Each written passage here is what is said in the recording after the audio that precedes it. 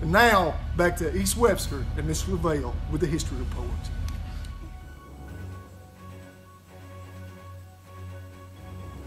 That was First Sergeant J. Jennings with a field report from Kuwait.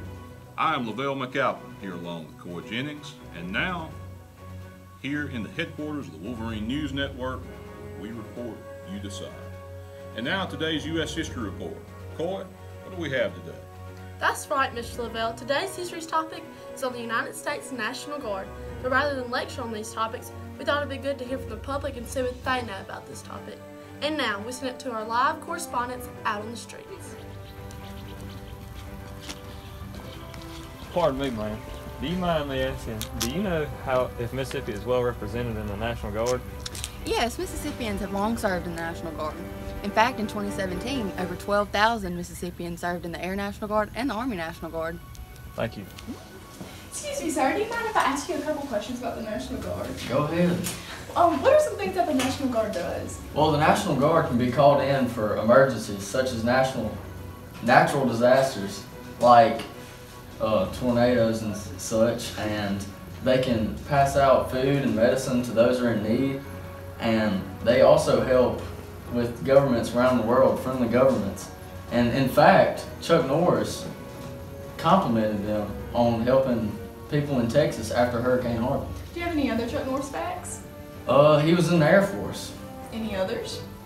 Well, legend has it that Chuck Norris counted to infinity twice. Pardon me, sir, would you mind me asking what you know about the National Guard? Well, the Army National Guard was actually dates back to 1607 in Jamestown, where they served as a state militia. They're actually still a militia here in the United States today, protecting us from harm. Hello, ma'am. Do you mind if I ask you how many of our presidents have served in the National Guard?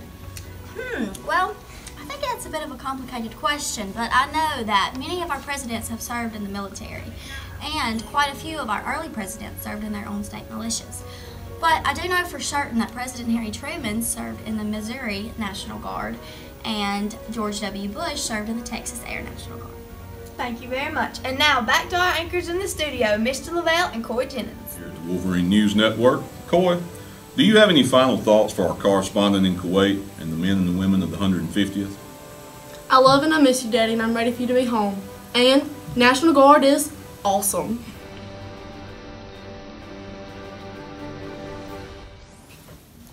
There's been a lot of talk lately about fake news, and I have to admit today's segment's been kind of scripted.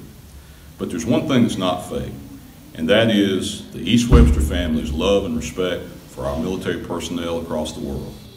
To the 150th, we thank you. We appreciate your service. We thank you for the time you spent away from your families. We thank you for all the things that you've done around the world, defending the world against terrorism, helping people who need assistance, helping friendly governments around the world.